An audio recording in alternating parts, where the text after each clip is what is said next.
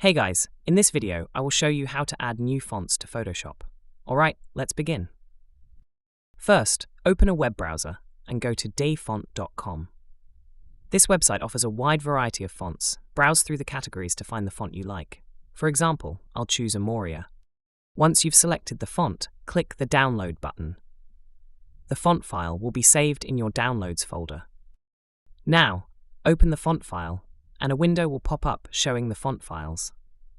Click Install at the top left of the window to install the font on your computer and into Photoshop. Next, open Photoshop and select the Text tool. In the font menu, type the name of the font, in this case, Amoria. You'll see it appear in the list. Select it and start typing with your new font. So that's basically how you can add new fonts to Photoshop.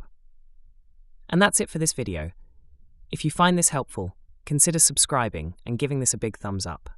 Thanks!